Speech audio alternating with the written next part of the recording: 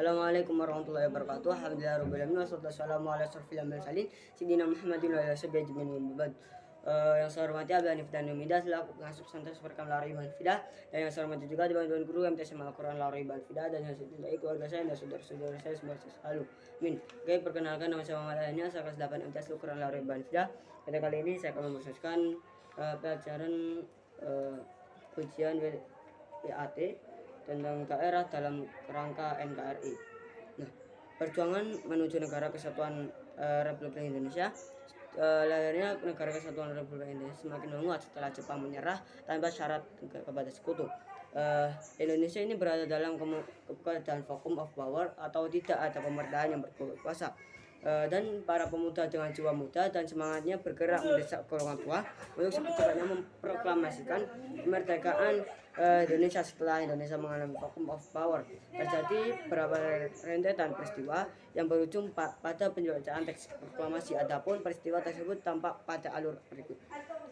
Dan proklamasi sebagai pernyataan kemerdekaan bangsa Indonesia pada hari Jumat pukul 10 WIB di Jalan Pegang Timur nomor 56 Jakarta. Insinyur Soekarno didampingi Muhammad Hatta membacakan teks proklamasi dengan lantang dengan perumusan teks proklamasi. Oke.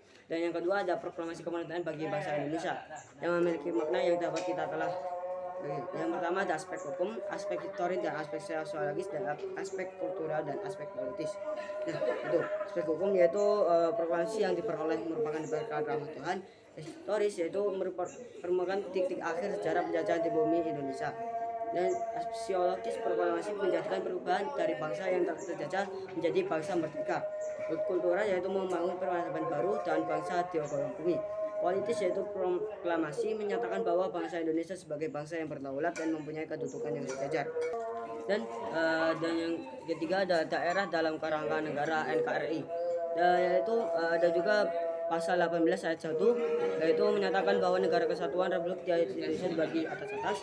Dan NKRI juga provinsi-provinsi 34 provinsi. Dan di sini ada yang mengandung makna juga.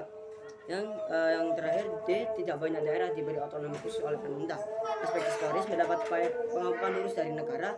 Aspek politik yaitu sebagai mengurangi konflik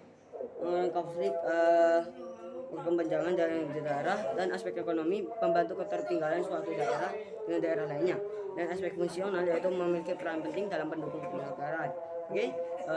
Thank you for sekian dari presentasi saya, kurang lebih mendengarkan. Wabillahi taufiq wal hidayah. Wassalamualaikum warahmatullahi wabarakatuh.